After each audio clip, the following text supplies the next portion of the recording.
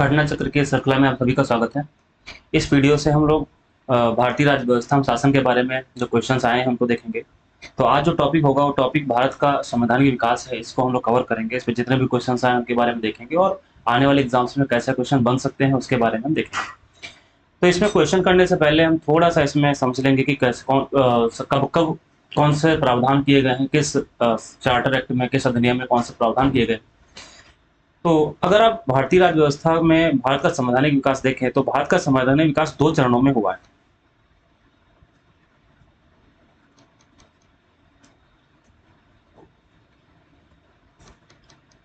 संवैधानिक विकास 2 चरणों में हुआ।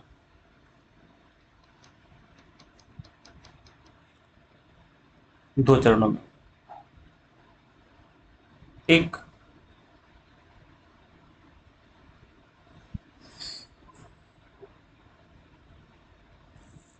कंपनी के अधीन और दूसरा ब्रिटिश ताज। ब्रिटिश ताज। यानी कि यहां पर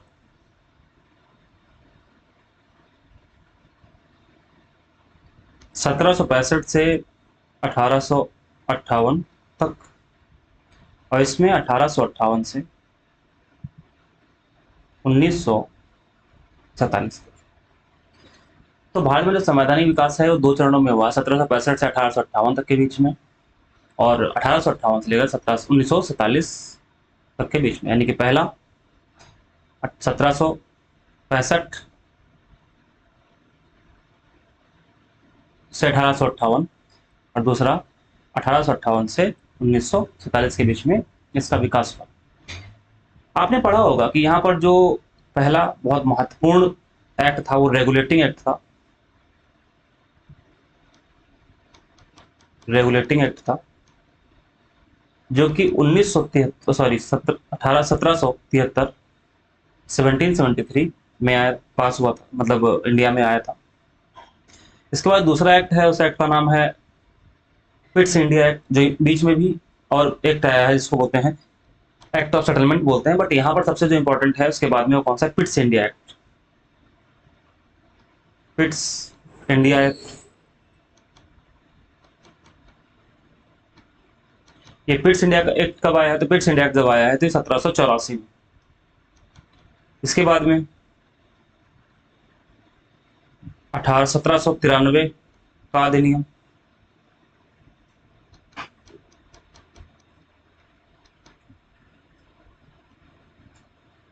इसके बाद 1813 का अधिनियम।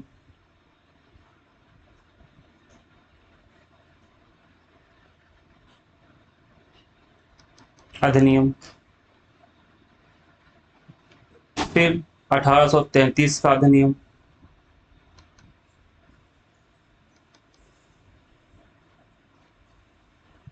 उसके बाद में 1853 का अधिनियम।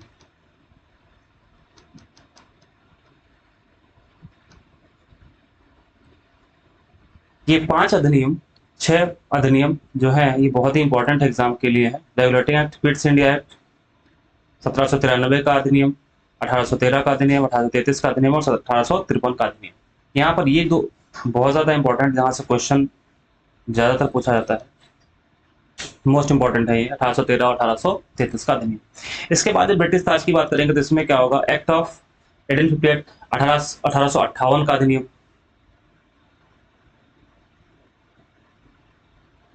1858 का अधिनियम। अभी आगे देखेंगे इसमें कौन कौन से प्रावधान किए गए थे इसमें। इसके बाद में भारत परिषद अधिनियम 1861, भारत परिषद अधिनियम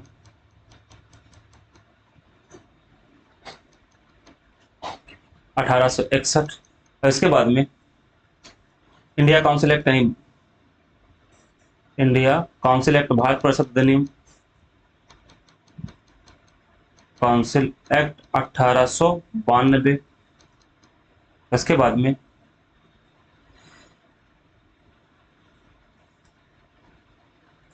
1909 में 1919 में, 1935 में, 1947 में। भारत सरकार अधिनियम 1909। ठीक है, ये भी, फिर इसको भी भारत सरकार ने 1935 बोलते हैं, और फिर हमें स्वतंत्रता मिल जाती है 47 में, और फिर यहाँ पे लास्ट अधिनियम। ये जो 1909 का अधिनियम है, 1909 के अधिनियम को मार्ले मिंटो सुधार भी कहते हैं। मार्ले मिंटो सुधार भी कहते हैं। और 1919 के अधिनियम को मॉन्टेग्यू चेम्सफोर्ड सुधार कहते हैं। सुधार कहते हैं। ठीक है, तो ये एक और भी अधिनियम है जो कि बीच बीच में आते रहे, लेकिन यहाँ पर जो एग्जाम के लिए बहुत इंपॉर्टेंट है वो दो, इधर 1813 1833 का मैंने बताया।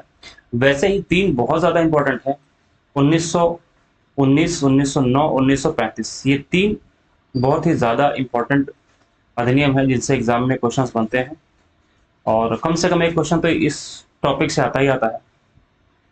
इसलिए हम लोग एक एक टॉपिक के बारे में समझते हैं कि किस अधिनियम में, किस एक्ट में कौन सा प्रावधान किया गया था।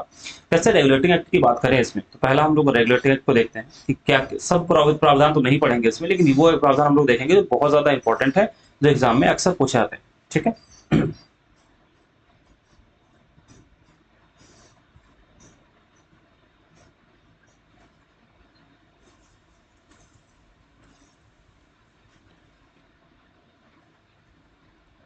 देखिए,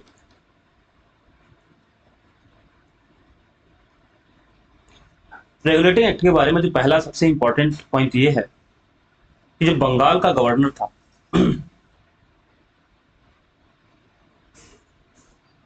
पहला जो इंपॉर्टेंट फीचर ये है कि बंगाल का गवर्नर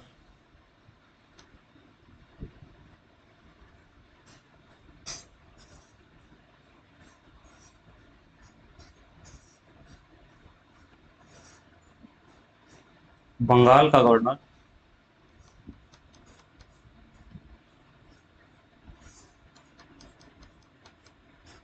अब बंगाल का गवर्नर जनरल कहा जाएगा। बंगाल का गवर्नर क्या होगा? गवर्नर जनरल कहा जाएगा, जनरल कहा जाएगा। और इस तरीके से अगर आप देखेंगे तो पहला गवर्नर जनरल कौन था बंगाल का? वह वारेन हेस्टिंग। फर्स्ट कौन था? Warren Hasting. Warren Hasting.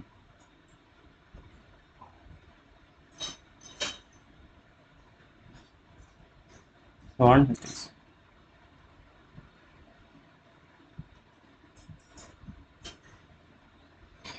दूसरा जो प्रावधान किया गया, यहां पर एक सुप्रीम कोर्ट की स्थापना करने का प्रावधान किया गया, कलकत्ता में होगी। सुप्रीम कोर्ट बनाने का प्रावधान किया गया, कहां पर? वो किया गया कलकत्ता में। लेकिन एक बात समझने वाली ये है कि इसका प्रावधान 1773 के अधिनियम में किया गया था, लेकिन इसकी स्थापना जो की गई थी वो की गई थी 1774 में। तो ध्यान रखिएगा, अगर एक क्वेश्चन पूछता है कि कलकत्ता में सुप्रीम कोर्ट को बनाने का प्रावधान कब किया, किस अधिनियम में किया गया था, तो रेगुलेटिंग एक्ट 1773 में किया गया था, लेकिन इसकी स्थापना कब की थी? 1774 में की गई थी। इसमें कुल 4 जज थे, जो कुल जज थे, न्यायाधीश 4 थे, न्यायाधीश 4 थे, जिसमें एक मुख्य न्यायाधीश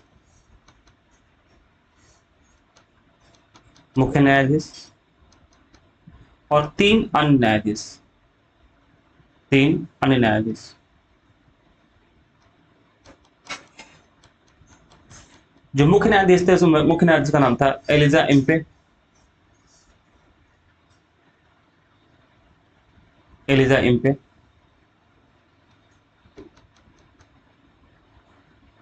और जो अन्य 3 थे, उन्होंने 3 में एक का नाम था हाइड,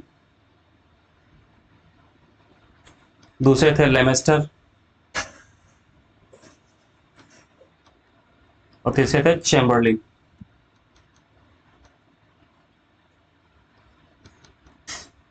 ठीक है, इसको HCL शायद रखिएगा शॉर्टकट में, HCL।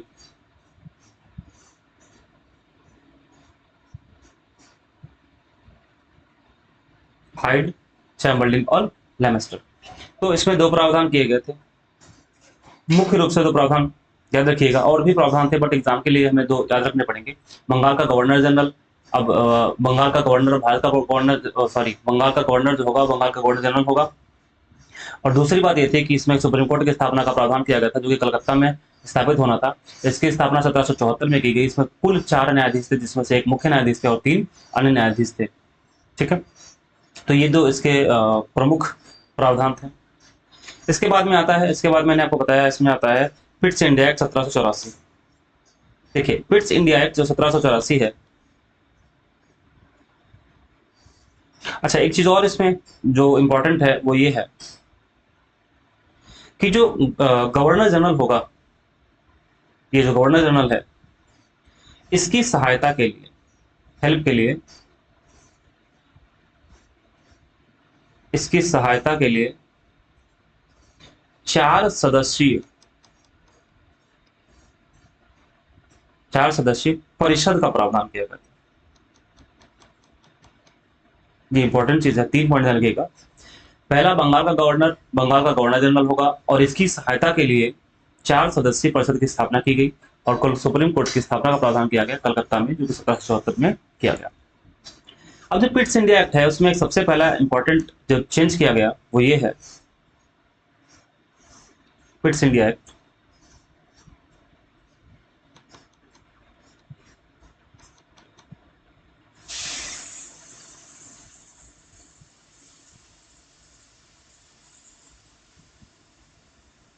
(1784) में।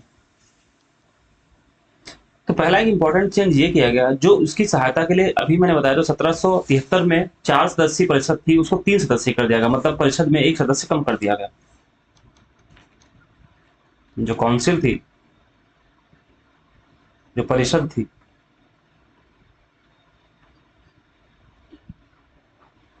वो परिषद, किसकी परिषद, जो गवर्नर जनरल की हेल्प के लिए परिषद थी, उसमें जो सदस्य हैं वो 4 से 3 कर दिए गए।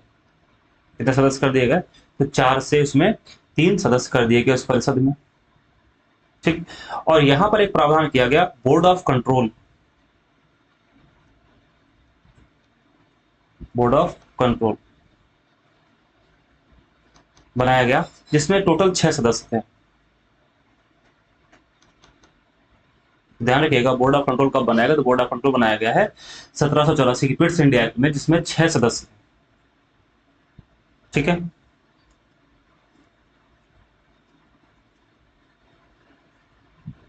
और इसी में पहली बार कंपनी के अधीन जो क्षेत्र है, कंपनी के अधीन क्षेत्र, इसको ब्रिटिश अधिकृत क्षेत्र कहा गया। ब्रिटिश अधिकृत क्षेत्र कहा गया, क्षेत्र कहा गया। ठीक है, तो इसमें 3 प्रावधान ज्यादा इंपॉर्टेंट थे। अगला आता है 1793 का अधिनियम। ये इंपॉर्टेंट अधिनियम है, जिसके बारे में देखेंगे क्या प्रावधान किए गए थे। तो 1793 का जो अधिनियम है, उसमें एक एक इंपॉर्टेंट प्रावधान है,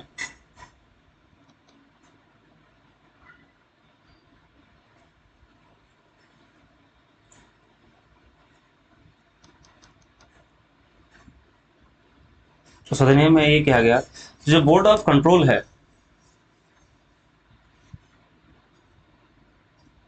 board of control, board of जो कंट्रोल है, इसका जो वेतन है, सैलरी, भारतीय राजस्व देने का प्रावधान, भारतीय राजस्व से देने का प्रावधान किया गया। भारतीय राजस्व से देने का प्रावधान किया गया। अब इसके बाद जो सबसे इंपॉर्टेंट अभी तक का, मतलब जितना हम लोगों ने पढ़ा अभी, इसमें सबसे इंपॉर्टेंट जो एक्ट है, उस एक्ट का नाम है चार्टर एक्ट 1813। Charter act 1813।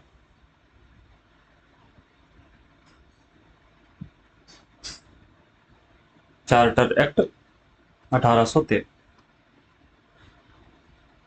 पहला प्रावधान इसमें यह किया गया कि जो कंपनी है उसके एकाधिकार को खत्म किया गया। मोनोपोली, एकाधिकार को समाप्त किया गया। एकाधिकार को क्या किया गया? समाप्त किया गया। और यहां पर एक प्रावधान किया गया कि जो कंपनी है वो अभी भी चाइना के साथ व्यापार, चीन के साथ व्यापार,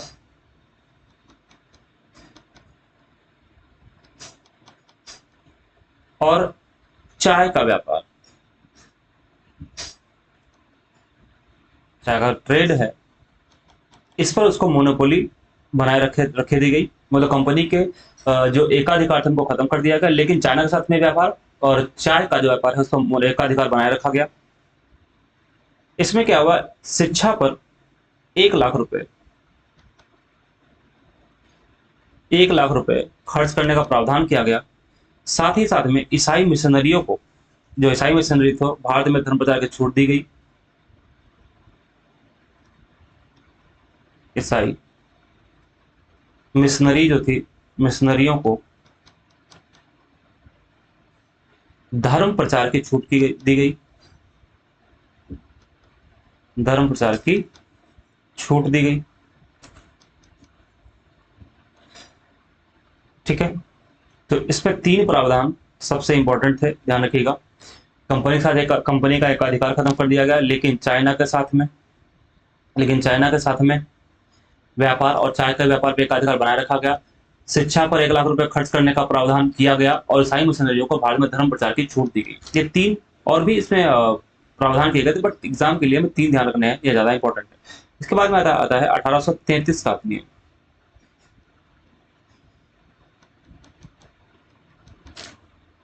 इस अधिनियम में कुछ प्रावधान किए गए। पहला प्रावधान ये था इसमें कि बंगाल का जो गवर्नर जनरल था,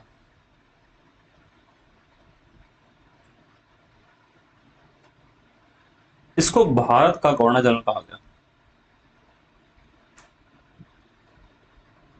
भारत का गवर्नर जनरल कहा गया।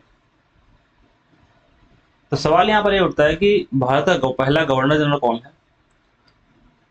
तो विलियम बेंटिंक भारत के पहले गवर्नर जनरल। दूसरा प्रावधान यह किया गया, कंपनी का जो एकाधिकार था वो पूर्णतः समाप्त कर दिया गया।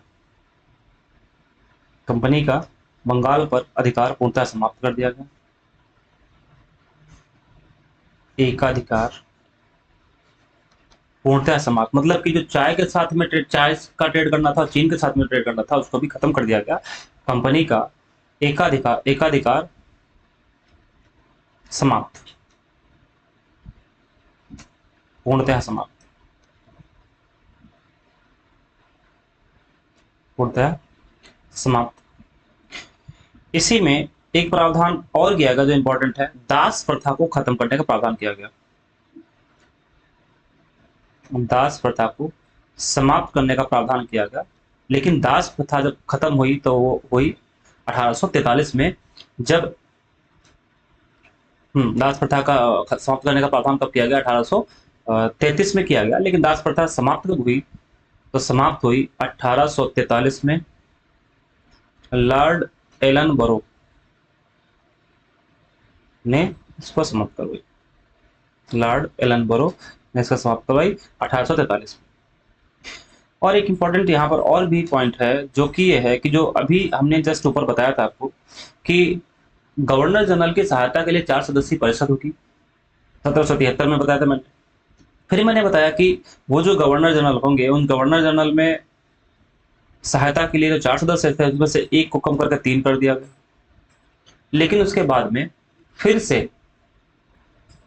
एक सदस्य जोड़ा गया काउंसिल में।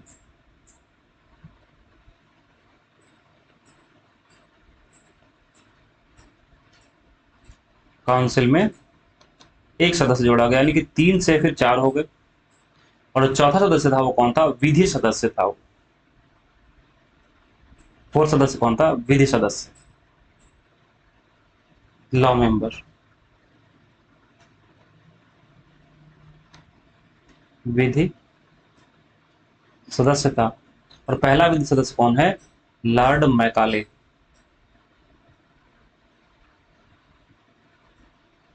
लॉर्ड मैकाले है। अभी ये अस्थायी था, लेकिन आप देखेंगे आगे इसको स्थायी कर दिया जाएगा। 1833 वाले अधिनियम में एक और सदस्य जोड़ा गया, यानी कि पहले 4 थे, फिर 3 हुए, और 3 से फिर 4 हो गए। चौथा कौन है? विधि सदस्य है, लॉ मेंबर है, जो कि पहला विधि सदस्य कौन है? लॉर्ड मैकाले पहला विधि सदस्य है। और इसमें सिविल सेवा में खुली भर्ती का प्रावधान किया गया। सिविल सेवा में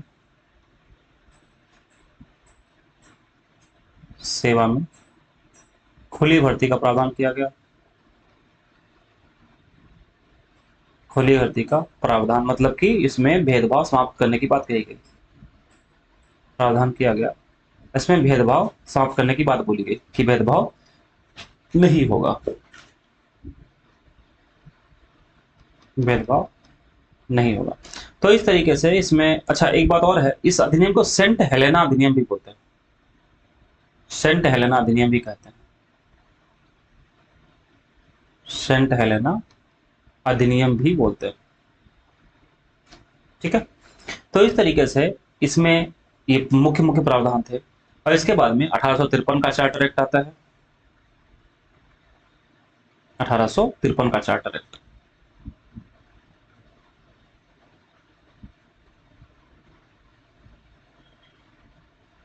चार्टर एक्ट 1853।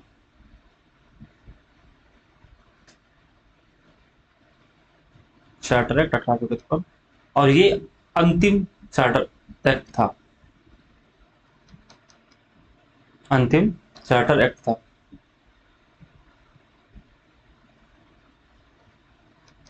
अंतिम चार्टर एक्ट था। और किसका समय पर आया था? तो लॉर्ड डलहौजी के समय पर आया था। यहां पर एक मुख्य प्रावधान ये किया गया कि जो विधि सदस्य पहले 1833 में अस्थायी था, यहां पर उसी विधि सदस्य को स्थायी कर दिया गया। इसमें क्या प्रावधान किया गया? पहला प्रावधान यह किया गया कि विधि सदस्य जो था उसको स्थायी कर दिया गया।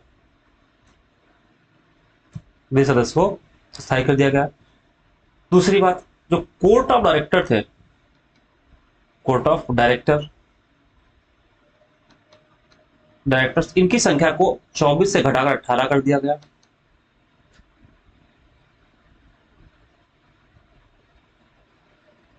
तो ये दो प्रावधान इसमें ज्यादा इंपॉर्टेंट है, बाकी इतना ज्यादा इंपॉर्टेंट है नहीं। ये ज्यादा इंपॉर्टेंट है कि विधि सदस्य को स्थायी कर दिया गया। आपसे क्वेश्चन पूछ सकता है कि विधि सदस्य को कब जोड़ा गया? तो 1833 के अधिनियम में जोड़ा गया, लेकिन विधि सदस्य को स्थायी कब किया गया? तो 1853 में, तो उसको स्थायी कर दिया गया। तो ये हम लोगों ने अभी देखा ऊपर, ये वो अधिनियम थे जो कि कंपनी के अधीन विकास हुआ था। अब हम सीधे बात करते हैं ब्रिटिश ताज, क्योंकि 1857 में क्रांति हुई थी। 1857 की क्रांति के बाद में एक अधिनियम आया था, उसको बोलते हैं भारत सरकार अधिनियम 1858। और इसके बाद में बहुत कुछ चीजें बदली। तो आइए देखते हैं कि 1857 के बाद जो अधिनियम आया, 1858 का अधिनियम, उसमें क्या क्या चेंज किया गया उसको देखते हैं। देखिए, गवर्नमेंट ऑफ इंडिया एक्ट 1858, 1858 का अधिनियम।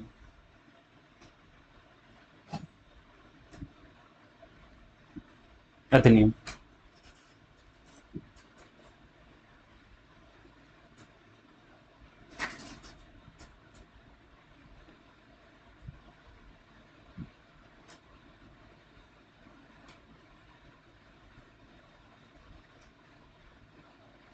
1858। पहला प्रावधान तो इसमें यही किया गया, company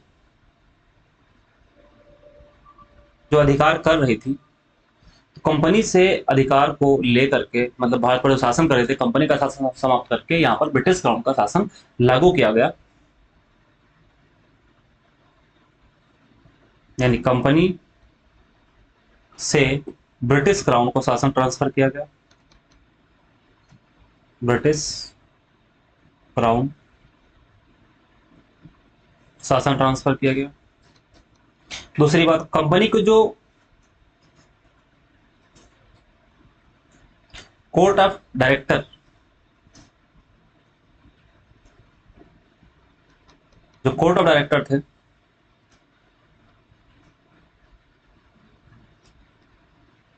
plus board of control थे, इन दोनों को समाप्त करके, इन दोनों का समाप्त कर दिया गया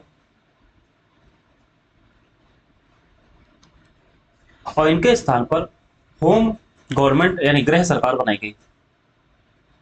इनके स्थान पर क्या किया गया, होम गवर्नमेंट या गृह सरकार बनाई गई।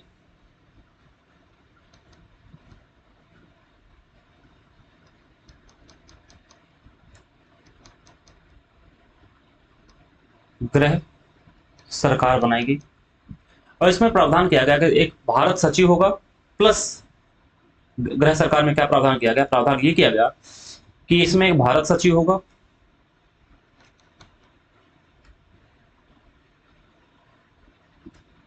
भारत सचिव होगा, ये भारत सचिव प्लस 15 सदस्यीय काउंसिल, 15 सदस्यीय परिषद।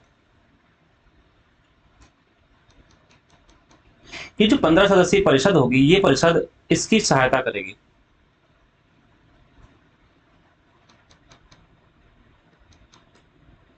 और ये भारत सचिव कौन होगा, भारत सचिव ब्रिटिश पार्लियामेंट का मिनिस्टर होगा,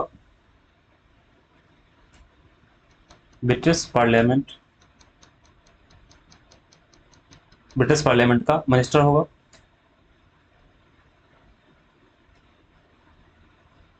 और पहले भारत सचिव लॉर्ड स्टैनली थे, स्टैनली थे, ठीक है। और इनको सैलरी कहां से मिलेगी, सैलरी मिलेगी भारत के राजस्व से। इन सबकी सैलरी, मतलब भारत सचिव और 15 जो परिषद थी, इनको सबको सचिव कहां मिलेगी, और सॉरी सैलरी कहां मिलेगी,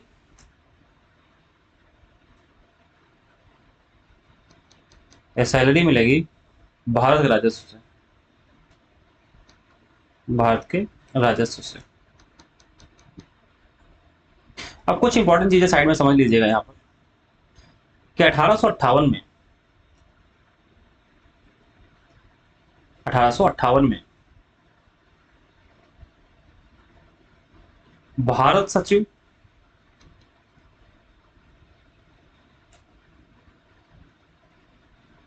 प्लस भारत परिषद बनाई गई, इंडिया काउंसिल बनाई गई।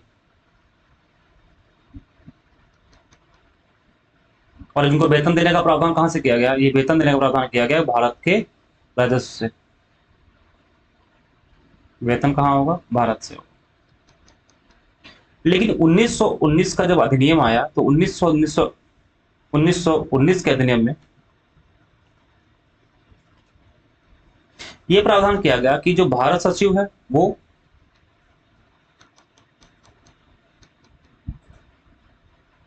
प्लस भारत परिषद,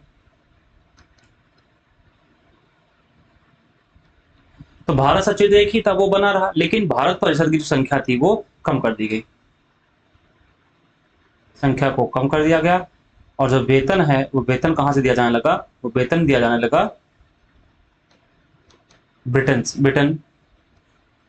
के राजस्व से, ब्रिटेन की सरकार उसको वेतन देती थी। 1935 के अधिनियम में भारत सचिव का तो पद बना रहा,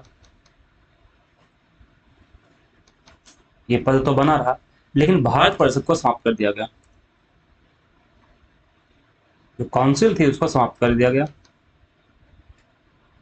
लेकिन 1947 जब भारत को आजादी मिली, तो 1947 में भारत सचिव का भी पद क्या कर दिया गया, समाप्त कर दिया गया। भारत जो सचिव का पद था, जिसका गठन 1858 के अधिनियम में किया गया था, उसको भी समाप्त कर दिया गया। ध्यान रखिएगा, इसमें कुछ भी क्वेश्चन पूछा सकता है कि भारत सचिव का पद कब समाप्त किया गया, भारत परिषद कब समाप्त की गई, इस तरीके से पूछ सकता है आपसे। तो दो चेंज हमने देखे, कंपनी से ब्रिटिश क्राउन को शासन ट्रांसफर कर दिया गया, बोर्ड ऑफ कंट्रोल और कोर्ट ऑफ डायरेक्टर को समाप्त करके होम गवर्नमेंट बनाया गया।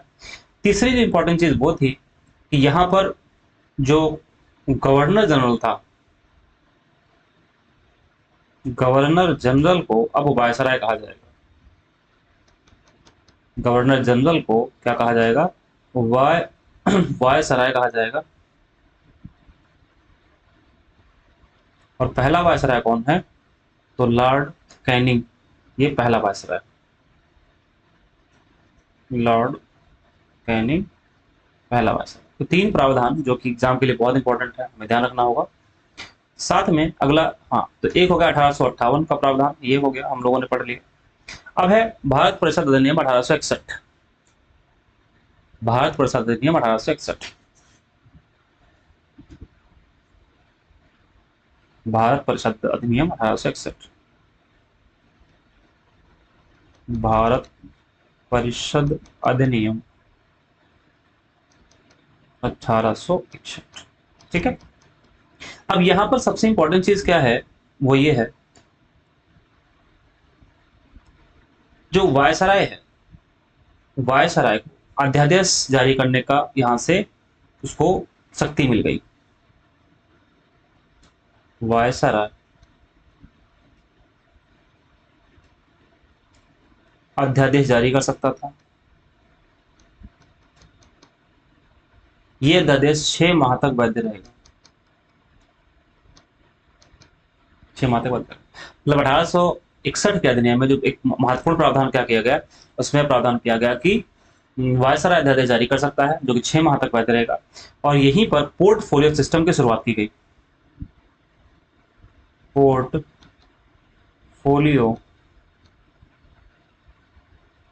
सिस्टम यानी प्रणाली की शुरुआत की गई। और किसने शुरुआत करी? शुरुआत करने वाला पर्सन जो था वो लॉर्ड कैनिंग था, जिसने इसकी शुरुआत की थी। लॉर्ड कैनिंग ने इसकी शुरुआत की थी। यहां पर भारत में पहली बार कैबिनेट, जो भारत की सरकार थी वो कैबिनेट स्वरूप की नींव रखी। भारत में, भारत में सरकार के कैबिनेट स्वरूप की नींव रखी गई, की नींव रखी गई, रखी गई। ठीक है। और प्रांतों में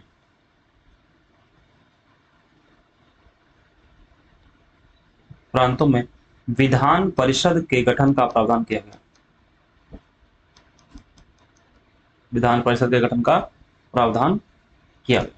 ठीक है। तो ये कुछ 3 इंपॉर्टेंट इसमें प्रावधान किए गए थे। अगला है 1892 का council act, India council act 1892।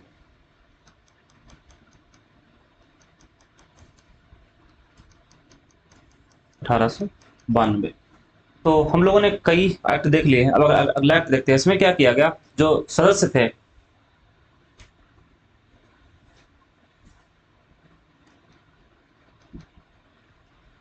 जो परिषद के सदस्य थे, परिषद के सदस्यों के अधिकारों में वृद्धि, के अधिकारों में वृद्धि की गई। क्या वृद्धि की गई? वृद्धि की गई। क्या वृद्धि की गई? तो एक तो बजट पर बहस करने का इनको अधिकार मिल गया। बजट पर बहस करने का अधिकार मिल गया। प्रश्न पूछने का अधिकार मिल गया। प्रश्न पूछने का अधिकार मिल गया। लेकिन इनको मताधिकार नहीं मिला। मताधिकार का कोई अधिकार नहीं मिला, और ना ही पूरक प्रश्न पूछने का अधिकार मिला। पूरक प्रश्न को पूछने का भी अधिकार नहीं मिला। तो ये एक इंपॉर्टेंट इसमें प्रावधान था। अगला है जो बहुत ही इंपॉर्टेंट है, भारत सरकार अधिनियम 1909, India council act, India council act 1909। ठीक है। पहला प्रावधान ये है इसमें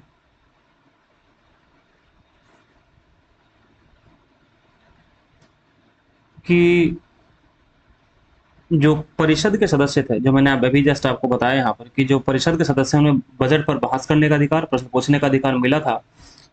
लेकिन मताधिकार और पूरक प्रश्न पूछने का अधिकार नहीं मिला था, तो government of sorry India council act 1909 जो थी, इसका इंडिया काउंसिल एक्ट 1909 में जो सदस्य थे, परिषद के सदस्यों को पूरक प्रश्न पूछने का अधिकार मिल गया।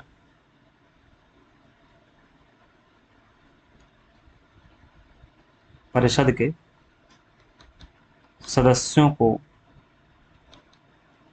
पूरक प्रश्न पूछने का अधिकार मिल गया। पूरक प्रश्न पूछने का अधिकार।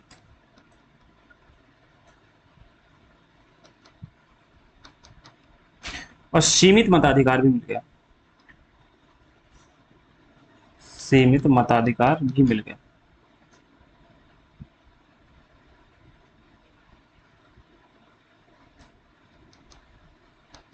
सीमित मताधिकार भी मिल गया।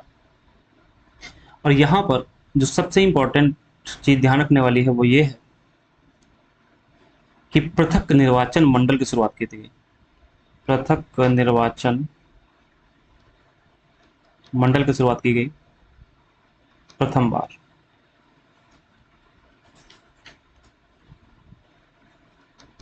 प्रथम बार। और तीसरी इंपॉर्टेंट चीज है कि पहली बार, ये बहुत इंपॉर्टेंट है कि पहली बार वायसराय की काउंसिल में,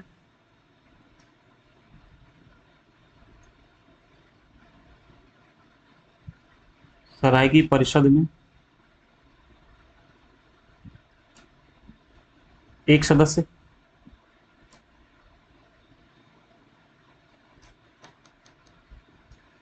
और भारत सचिव की परिषद में, भारत सचिव की परिषद में दो सदस्य को शामिल किया गया। वायसराय की इस परिषद में शामिल होने वाले जो पर्सन है उनका नाम है एसपी सिन्हा। एसपी सिन्हा है। और यहां पर दो सदस्य शामिल होते हैं, सम्मिलित किया गया है, वो कौन है? एक तो है सैयद हुसैन बिलग्रामी। सैयद हुसैन बिलग्रामी।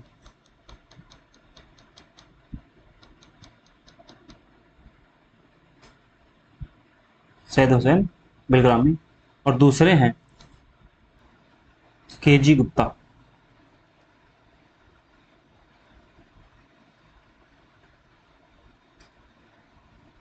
और यहीं पर प्रत्यक्ष निर्वाचन की शुरुआत की गई सीमित तौर पर। प्रत्यक्ष निर्वाचन की शुरुआत।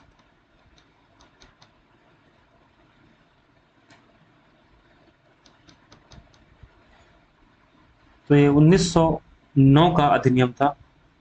इसके बाद में 1919 का अधिनियम भी बहुत इंपॉर्टेंट है। भारत शासन अधिनियम 1909। भारत शासन अधिनियम 1909, सॉरी 1919। भाषा अधिनियम 1919, 1909 का पढ़ लिया है।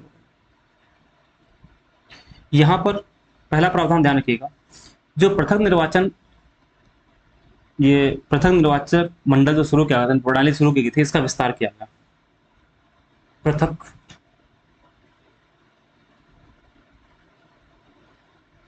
निर्वाचक जो मंडल था,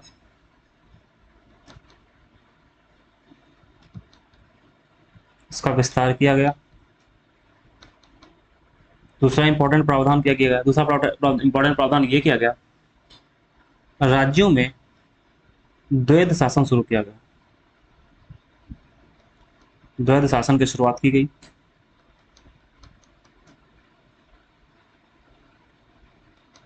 शुरू किया गया। और तीसरा इंपॉर्टेंट प्रावधान, केंद्र में द्विसदनीय व्यवस्था की गई। केंद्र में द्विसदनीय व्यवस्था की गई।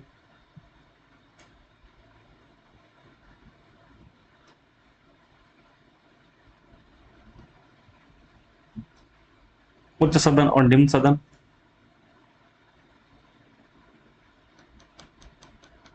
उच्च सदन और निम्न सदन।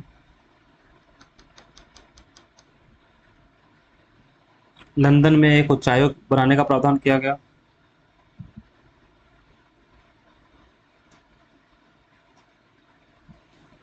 उच्चायोग बनाने का प्रावधान किया गया।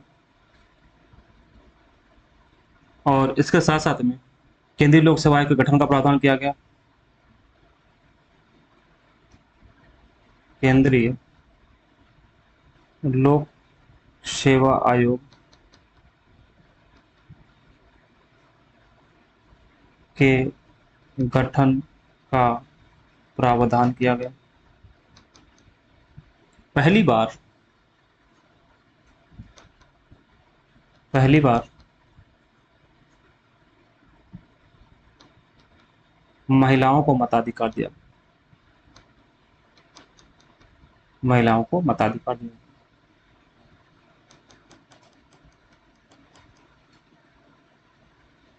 मताधिकार दिया गया। तो यहाँ पर कुछ इंपॉर्टेंट प्रावधान थे और अब आता है भारत शासन अधिनियम 1935। भारत शासन अधिनियम 1935 मोस्ट इंपॉर्टेंट है। यहाँ से बहुत से क्वेश्चन बनते हैं। जैसे पहला प्रावधान क्या है, इसमें राज्यों में, प्रांतों में द्वैध शासन समाप्त किया गया। द्वैध शासन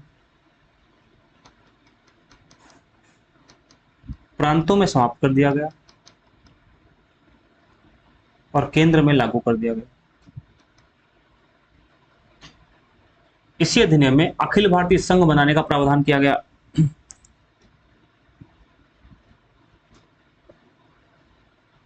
अखिल भारतीय संघ बनाने का प्रावधान किया गया।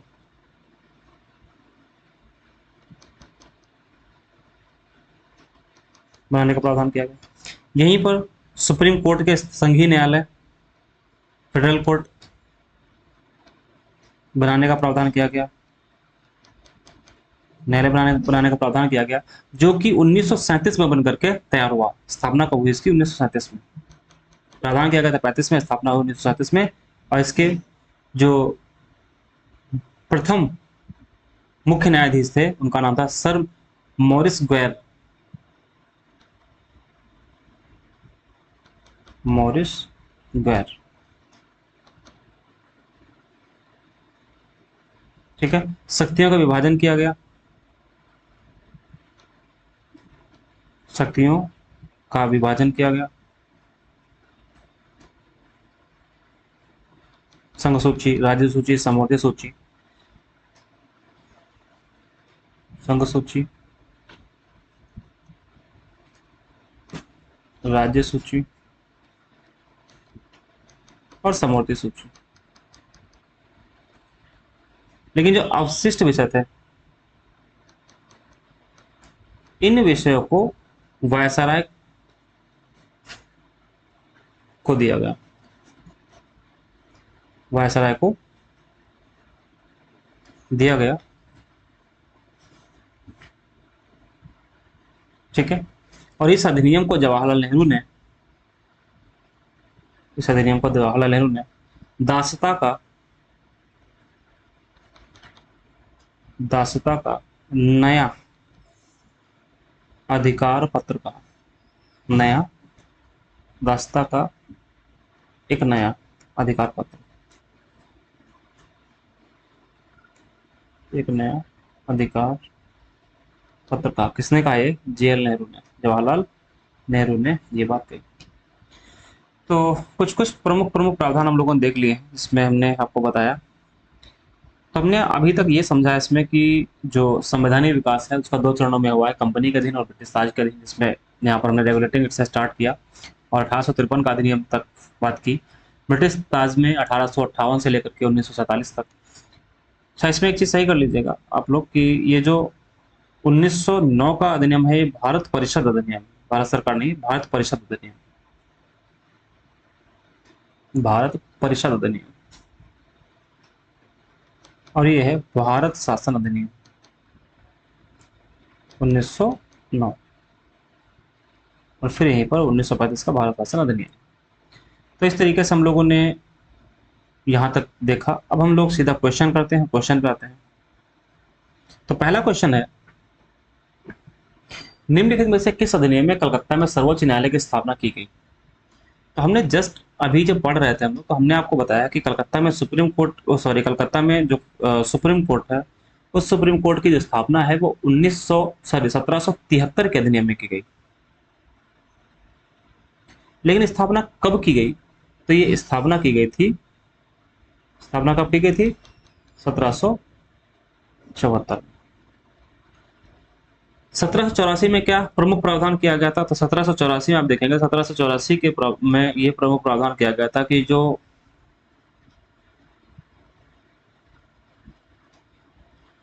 गवर्नर जनरल है उसकी काउंसिल में 4 से 3 मेंबर कर दिए गए थे। 1813 में क्या प्रमुख प्रावधान था? तो 1813 में ये सबसे बड़ा प्रावधान ये था कि कंपनी की मोनोपोली खत्म कर दी गई, मतलब एकाधिकार खत्म कर दिया गया, एकाधिकार समाप्त कर दिया गया। लेकिन चाइना के साथ ट्रेड और चाय का ट्रेड पर अधिकाधिकार बना रहा। शिक्षा पर 1 लाख रुपए खर्च करने का प्रावधान किया गया और इसमें कंपनी का पूर्णतः एकाधिकार समाप्त कर दिया गया, पूर्णतः एकाधिकार समाप्त कर दिया। क्वेश्चन है, सर्वोच्च न्यायालय की स्थापना के संबंध में निम्नलिखित में से कौन सा कथन सही है?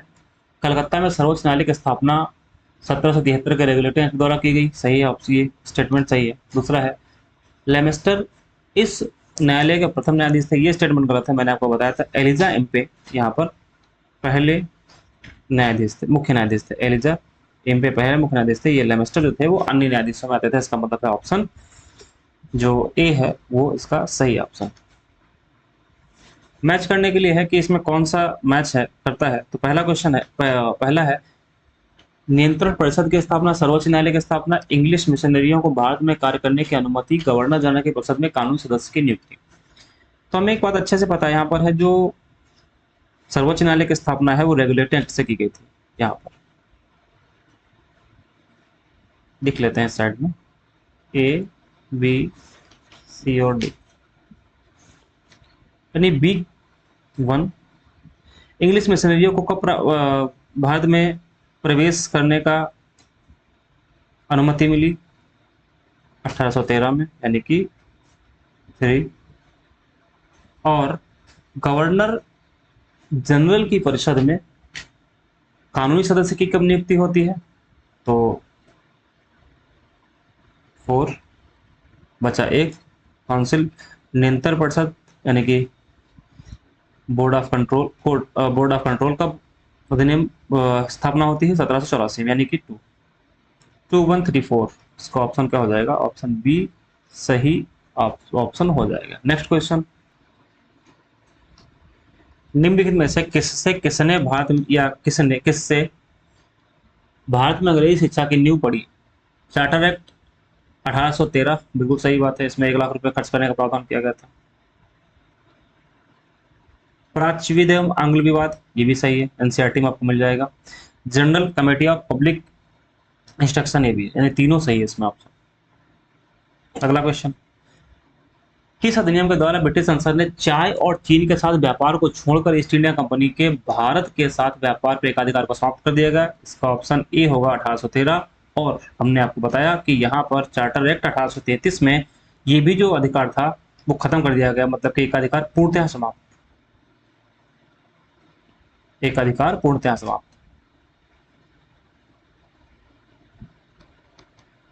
पूर्णतः समाप्त। नेक्स्ट क्वेश्चन, 1813 चार्टर एक्ट 1813 के संबंध में निम्नलिखित कथनों पर विचार कीजिए। इसने भारत में ईस्ट इंडिया कंपनी के एक व्यापार एकाधिपत्य को चाय का व्यापार था चीन के साथ व्यापार छोड़कर समाप्त कर दिया, सही है स्टेटमेंट ये। दूसरा क्या है, इसने कंपनी द्वारा अधिकार किए, इसने कंपनी द्वारा अधिकार में लिए गए भारतीय राज्य क्षेत्र पर ब्रिटिश राज कानून की संप्रदाय सुधार कर ली, ये भी सही है। भारत का राजस्व अब ब्रिटिश संसद के नियंत्रण में आ गया। ये स्टेटमेंट गलत है, क्योंकि 1858 का जो अधिनियम था, उस अधिनियम में कंपनी से सत्ता ट्रांसफर हुई थी शासन में, ब्रिटिश क्राउन में, ब्रिटिश क्राउन। तो भारत का जो राजस्व ब्रिटिश नियंत्रण में कैसे हो जाएगा? क्यों? क्योंकि ब्रिटिश संसद के नियंत्रण में कब होगा? जब सत्ता ट्रांसफर हो जाएगी। तो 1858 के अधिनियम से हो गया। इसका मतलब स्टेटमेंट ये वाला गलत है, लेकिन इसका 1 और 2 सही आंसर है। 1 और 2 इसका सही आंसर है। किस अधिनियम ने भारतवासियों को अपने देश के प्रशासन में कुछ हिस्सा लेने का प्रावधान किया? 1833 में। तो इसमें इतने ही क्वेश्चन थे। अगला क्वेश्चन ब्रिटिश राज से है, वो ब्रिटिश क्राउन में जो सुधार संवैधानिक विकास हो उसके से है। निम्नलिखित में से किस अधिनियम के अंतर्गत भारतीय विधान परिषद में बजट पर बहस करने की शक्ति प्राप्त हुई? तो बजट पर बहस करने की शक्ति कब प्राप्त हुई? 1861 के अधिनियम में बजट पर बहस करने की शक्ति प्राप्त हुई।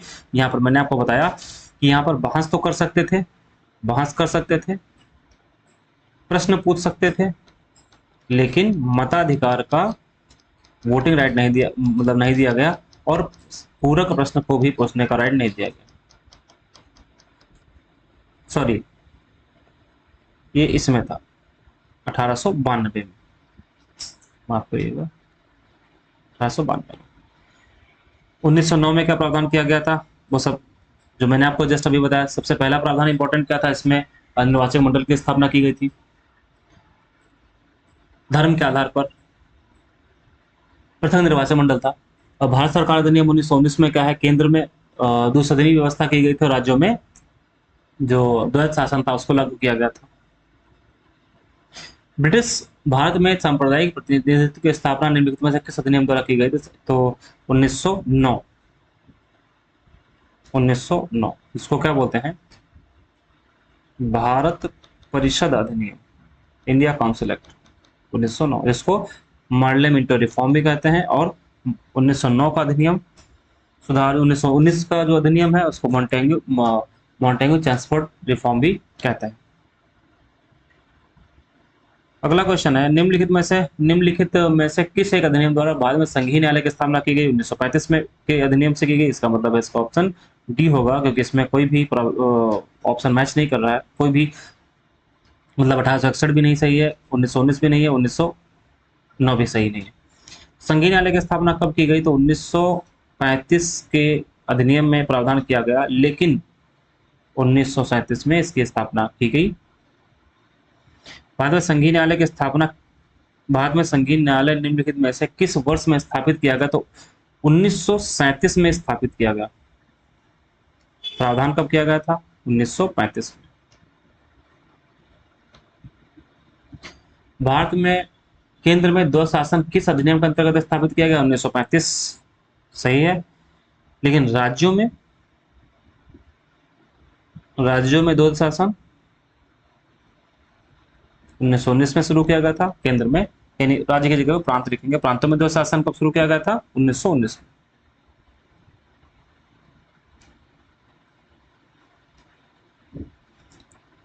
निम्नलिखित में से किस अधिनियम ने केंद्र में द्वैध शासन प्रणाली स्थापित की? रिपीटेड क्वेश्चन है। 1935।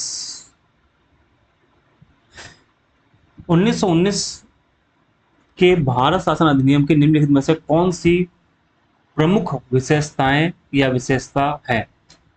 प्रांतों की कार्यकारिणी सरकार में द्वैध शासन की व्यवस्था, बिल्कुल सही है, प्रांतों में द्वैध शासन की स्थापना की गई थी।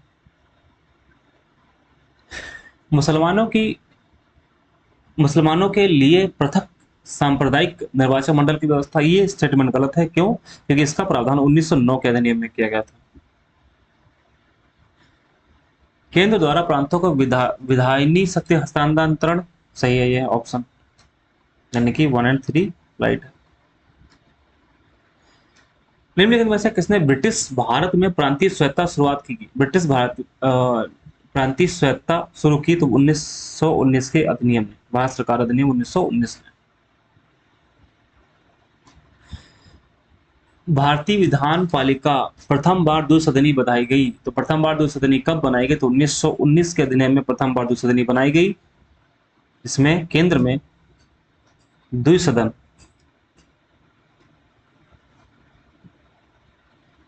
द्विसदनी व्यवस्था की गई।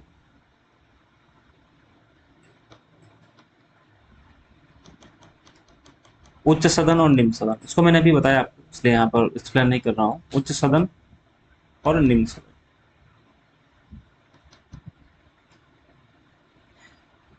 कौन सा एक्ट द्विसदनी विधायिका लाया? तो 1919 का एक्ट द्विसदनी विधायिका लाया। अगला क्वेश्चन है, 1919 के अधिनियम में 1919 के अधिनियम में मॉन्टेगी चेसफोर्ड सुधारों में 21 वर्ष से अधिक आयु की सभी महिलाओं के लिए मताधिकार की संस्तुत की गई। ये गलत है, क्योंकि सभी महिलाओं को नहीं, सीमित मताधिकार दिया गया था। 1935 के गवर्नमेंट ऑफ इंडिया एक्ट में विधानमंडल में महिलाओं के लिए आरक्षित स्थानों का प्रावधान किया गया। सही है ये, तो इसका प्योर स्टेटमेंट 2 यानी कि आंसर 2 सही होगा। भारतीय सिविल सेवा के संदर्भ में निम्नलिखित कथनों पर विचार कीजिए। निम्नलिखित कथनों में कौन सा सही है? भारत सरकार अधिनियम 1919 में भारतीय सिविल सेवा के लिए एक अलग परीक्षा का प्रावधान किया जो भारत में होनी थी। सही है। भारतीय सिविल सेवा में 1942 में भारत का प्रतिशत यूरोपीय से अधिक था। ये भी सही है। स्टेटमेंट दोनों सही है। केंद्रीय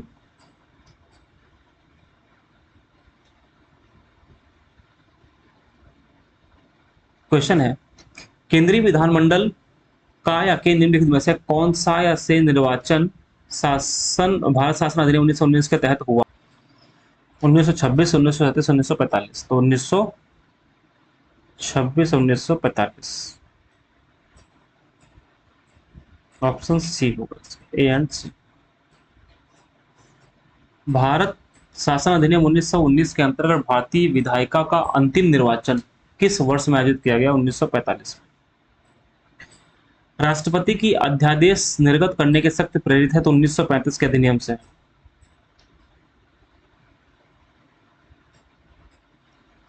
ठीक है, हाँ, अध्यादेश निर्गत करने के सख्त कहां से? 1935 के अधिनियम से है।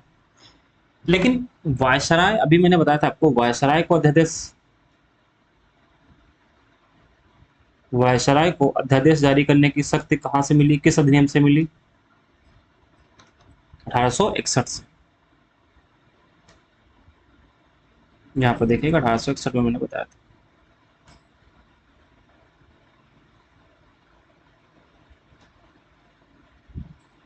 हम्म, 1861 से वायसराय को अध्यादेश जारी करने की शक्ति कहां से मिलती है? 1861 से। लेकिन भारत के राष्ट्रपति को कहां से मिलती है? वो 1935 के अधिनियम से। नेक्स्ट क्वेश्चन, भारत के संविधान में केंद्र और राज्यों के बीच किया गया शक्तियों का विभाजन इनमें से किनमें उल्लेखित योजना पर आधारित था? 1935, जहां पर संघ सूची, राज्य सूची, समवर्ती सूची में विभाजित किया जाता। संघ सूची, राज्य सूची और समवर्ती सूची में विभाजित किया गया था। अवशिष्ट विषय किसको दिए गए थे? वो वायसराय को दिए गए थे। अवशिष्ट विषय किसको दिया गया था? वायसराय को। निम्नलिखित में से निम्न में से एक भारत सरकार अधिनियम 1935 की मुख्य विशेषताओं में नहीं है। इस अधिनियम में अखिल भारतीय संघ का प्रावधान किया गया था। ये सही है। अवशिष्ट विषय प्रांतीय विधायिकाओं को आवंटित किए गए थे। नहीं, ये किसको किए गए थे? वायसराय को किए गए थे। वायसराय या गवर्नर जनरल? Governor general. बाकी तो सब सही है। एक संघीय और केंद्र में द्वैध शासन लागू करने वाला अधिनियम कौन है? तो केंद्र में द्वैध शासन लागू करने वाला 1935 अधिनियम। अखिल भारतीय महासंघ स्थापित किया गया 1935 के अधिनियम में। निम्नलिखित में से किस एक अधिनियम ने भारत में संघीय शासन की व्यवस्था की? भारत में संघीय शासन की व्यवस्था का प्रावधान किसने किया? 1935 के अधिनियम ने। 1935 के अधिनियम द्वारा स्थापित संघ में अवशेष शक्तियां किसको दी गई? वायसराय या गवर्नर जनरल को। निम्नलिखित में से कौन सा एक भारत शासन अधिनियम 1935 में स्वीकार किया हुआ महत्वपूर्ण और स्थायी अवयव नहीं है? निम्नलिखित में से कौन सा एक भारत शासन अधिनियम 1935 में स्वीकार किया हुआ महत्वपूर्ण और स्थायी अवयव नहीं। पहला, देश के लिए लिखित संविधान का उसमें कोई भी प्रावधान नहीं था। ठीक है। भारत के लिए सर्वप्रथम एक्सप्लेन देख लेते हैं। भारत के लिए संविधान का सर्वप्रथम उल्लेख क्रिप्स मिशन द्वारा किया गया, है ना। 1935 का गवर्नमेंट ऑफ इंडिया एक्ट क्यों महत्वपूर्ण है? क्योंकि इससे यह भारतीय संविधान का प्रमुख स्रोत है। इसके द्वारा भारत को स्वतंत्रता मिली। इसके द्वारा भारत को स्वतंत्रता मिली। तीसरा ऑप्शन इसमें भारत द्वारा भारत विभाजन उल्लिखित था, गलत है ये भी ऑप्शन। इसके द्वारा रियासतें समाप्त हुई, ये भी। इसका पहला आंसर सही होगा, पहला ऑप्शन सही होगा, क्योंकि भारतीय संविधान का प्रमुख स्रोत क्या है? भारत सरकार अधिनियम 1935। फिर क्वेश्चन है, निम्नलिखित अधिनियमों में से किस अधिनियम के फलस्वरूप बर्मा को भारत से अलग किया गया? 1935 के अधिनियम से बर्मा को भारत से अलग किया गया। तो इस चैप्टर में इतने ही क्वेश्चन थे जिनके बारे में हमने कुछ समझाया आपको। कैसा लगा वीडियो जरूर बताइएगा, और कोई सुधार करना हो तो भी बताइएगा। अगला हम टॉपिक कवर करेंगे संविधान सभा एवं संविधान निर्माण प्रक्रिया। ठीक है, थैंक यू।